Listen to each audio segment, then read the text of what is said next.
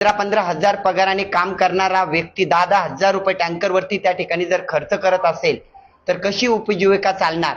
यासाठी तीव्र घडाफोड आंदोलन या ठिकाणी आयोजित करण्यात आलेलं आहे।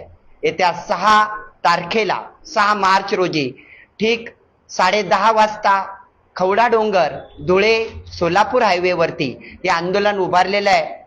त्या ठिकाणी हजारोच्या संख्येने महिला भगिनी त्या ठिकाणी जनता रस्त्यावरती उतरणार आहेत आणि या पाण्याचा आवाज त्या ठिकाणी उचलणार आहेत आणि पाणी आपल्या हक्काचं आहे ते जनतेला मिळवून देण्यासाठी सर्व पक्षाचे पदाधिकारी जनता त्या ठिकाणी रस्त्यावरती उतरत आहे।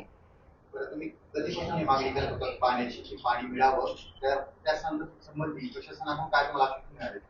4 वर्षापासून पाण्याची मागणी आम्ही त्या ठिकाणी उचलत आहोत।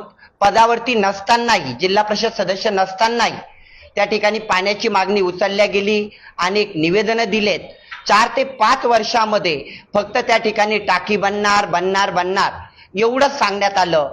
पाईप त्या ठिकाणी आणून टाकल्या गेलेत पण पाईपामधून त्या ठिकाणी फक्त ढीग पडलेले आहेत। आज पाईप चोरीला गेलेत त्याच्यातल्या अर्ध्याच्या वरती। मला माहिती आहे की कोटीचा निधी त्या ठिकाणी फक्त पाईप आणण्यावरती त्या ठिकाणी दाखवल्या गेला। मतदान आलं, निवडणुका आली की पाणी देणार म्हणून कोणती तरी पाईप आणायचे, टाकीचं भूमिपूजन करायचं एवढंच त्या ठिकाणी करण्यात आलं आणि पाणी मुळात भेटलं नाही। आज गट नंबर मध्ये जर आपण बघितलं मतदारांची संख्या जरी मोजली तर 50,000 मतदार आहेत आणि लोकसंख्या जर आपण मोजायला गेलो तर ती 7, 8, 10 लाखाच्या पुढे त्या ठिकाणी लोकसंख्या आहे आणि एवढ्या लोकसंख्येला त्या ठिकाणी 8 दिवसाला पण पाणी जर भेटत नाहीये तर ही मोठी खेदाची गोष्ट आहे आणि ते दररोज त्यांच्या हक्काचं पाणी त्या ठिकाणी दिल्या गेलं पाहिजे। काही कंपन्यांना पाणी पोहोचवलं जातं मात्र जनतेला पाणी पोहोचत नाही। कंपन्यांना कसं पोहोचवलं जातं? खरं तर हाच प्रश्न आहे। बघा MIDC मध्ये बिअरच्या कंपन्या आहेत, तिथं लाखो लिटरचं पाणी दररोज दिल्या जातं आणि जनतेला पिण्यासाठी पाणी नाहीये।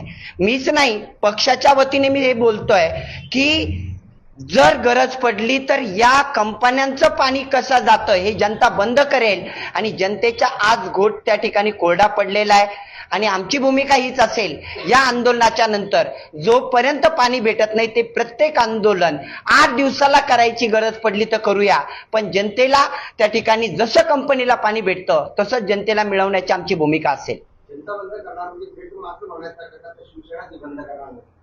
गरज पडली तर नक्कीच शिवसेनाचे पक्ष त्या ठिकाणी हे पाणी बंद करेल आणि जनतेला ते पोहोचवेल।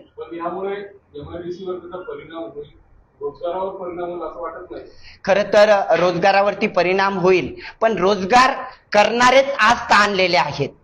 जे रोजगार त्या कंपनीत कामाला जातात त्यांनाच त्या ठिकाणी पाणी मिळत नाहीये आणि आपण बघतो मी पाणी बंद करा असं कधीच म्हटलेलं नाहीये।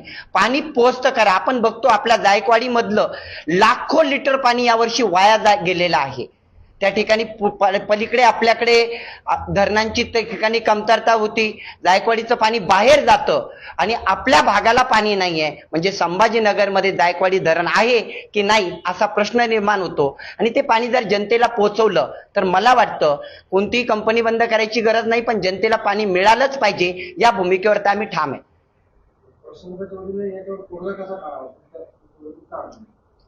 प्रशासनाच्या वतीने मी एवढंच सांगेल जे आज सिडकोला पण पाणी येतं तुम्हाला जर टाकी बनवायला लेट होत असेल त्या पाणी दिवस रात्र त्या ठिकाणी मोटर त्या ठिकाणी पाईपलाईन आहेत मोटर वाढवाव्यात आणि आजच्या आज त्या ठिकाणी गट नंबरला पाणी द्यावं।